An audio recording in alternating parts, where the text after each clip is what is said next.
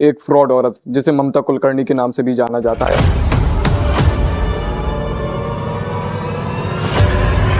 अचानक से मीडिया में आती है और खुद को महाकाली महाचंडी का स्वरूप बताने का दावा करती है। हद तो तब हो गई जब इनकी अंदर की महाकाली चंडिका को चाय के लिए नहीं पूछा गया, चाय नहीं दी गई तो इनकी प्रचंड चंडिका भड़क गई और 30-40 लोगों की जान चली गई। तो मैंने कहा मैं महाकाली हूँ। जिस स्नान में आप डुबकी मार रहे हो वो मैं ही हूँ। कम से कम ये तो पूछो मुझे चाय मिलेगा। उन्होंने कहा मुझे कि वो चाय वाला भी स्नान के लिए गया तो प्रचंड चंडिका और भड़क गई। समझ में लाशें गिर पड़ी थी। ममता कुलकर्णी का कहना है कि इन्होंने 25 साल तक तपस्या की है, ध्यान अवस्था में रही हैं। जितनी उनकी आयु है 25 साल, उतनी मैंने तपस्या की है। महात्मा बुद्ध को तो सिर्फ 6 साल की ध्यान अवस्था में ही ज्ञान आ गया था, ज्ञान प्राप्ति हो गई थी और आज के दिन महात्मा बुद्ध की फिलॉसफी को पूरा वर्ल्ड मानता है। हैरानी की बात मुझे तब लगी जब इन्होंने अपने मुंह से खुद कहा कि ये 2 बार साक्षात हनुमान जी के साथ रहीं। हनुमान जी, उनका मुझे ये 23 साल की तपस्या में 2 बार प्रत्यक्ष स्वरूप में मेरे साथ उनका रहना हो गया। बड़ी हैरानी की बात है कि लोग भारत की जनता को इतना मूर्ख कैसे समझ लेते हैं। जय श्री राम दोस्तों, आज के वीडियो में हम एक्सपोज करेंगे ममता कुलकर्णी को किन्नर अखाड़े के महामंडलेश्वर पद के लिए चुनी गई थी। दोस्तों हकीकत ये है, जो जन्म कुंडली इनकी मैंने निकाली है, यदि आप लोग सुनेंगे तो आपके रोंगटे खड़े हो जाएंगे कि भारत में ऐसे व्यक्ति को महामंडलेश्वर पद कैसे दिया जा सकता है। इस फ्रॉड औरत का जन्म 1972 में महाराष्ट्र के मुंबई में हुआ था। ममता ने अपने करियर की शुरुआत मॉडलिंग से की और 1990 के दशक में इन्होंने पहली बार बॉलीवुड में कदम रखा, जहां पर इन्होंने करण अर्जुन, शाहरुख खान और सलमान खान के साथ तथा सबसे बड़ा खिलाड़ियों का खिलाड़ी जैसी फिल्मों में इन्होंने काम किया। सन 2000 के आसपास इन्होंने अचानक फिल्म इंडस्ट्री को छोड़ दिया। 2002 में इन्होंने विजय गिरी से शादी की। विजय गिरी गोस्वामी पर मनी लॉन्ड्रिंग, ड्रग्स तस्करी के आरोप भी थे। 1993 में ममता ने स्टार डस्ट मैगजीन के लिए एक टॉपलेस फोटो शूट कराया, जिसने काफी विवाद उत्पन्न किया। 2000 के दशक में ममता का नाम दुबई के underworld mafia drug dealer Vicky Goswami से जोड़ा गया। केस की जांच में पाया गया एफेड्रा नामक ड्रग केमिकल के बहाने अंतरराष्ट्रीय स्तर पर तस्करी की जा रही है। मेरा इस फ्रॉड औरत से बस एक ही क्वेश्चन है, आप तो खुद को अंदर से महाकाली, आदि काली और प्रचंड शक्ति का स्वरूप बताती हैं।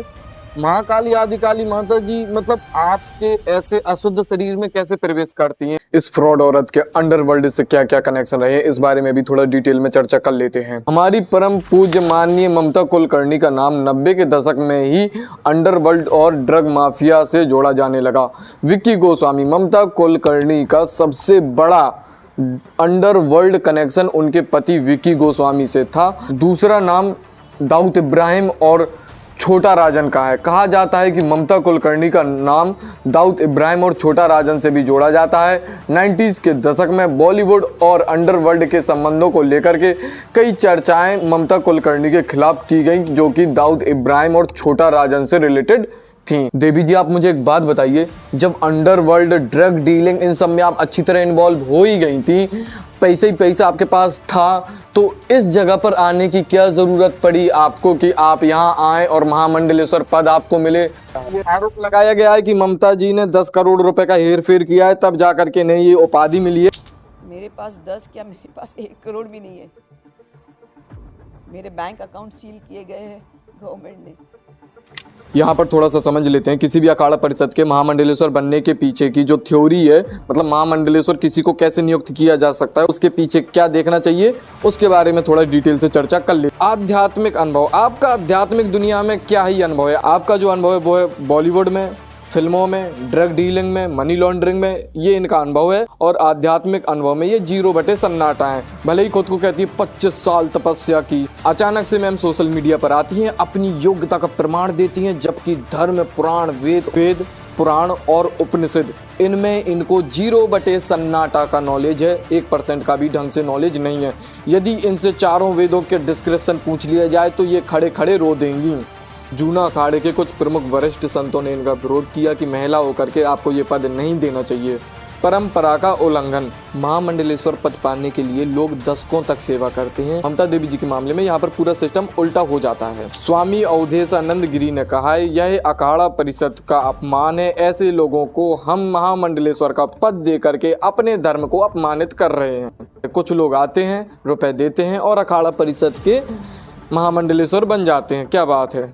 जब इतने अपराधों से ममता कुलकर्णी का पेट नहीं भरा, फिर अचानक से हम देखते हैं ममता कुलकर्णी हमारे बीच आती हैं और मिस इन्फॉर्मेशन फैलाती हैं। मिस इन्फॉर्मेशन किस तरीके की?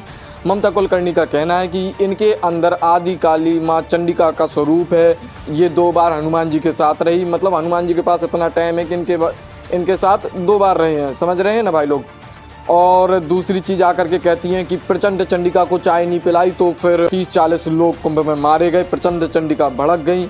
जो औरत ड्रग डीलिंग, अल्कोहल कंज्यूमिंग और मनी लॉन्ड्रिंग जैसे केसों में पड़ी हो, उस औरत को ये सब चीज़ें बोलने में थोड़ी बहुत तो शर्म आनी चाहिए कम से कम।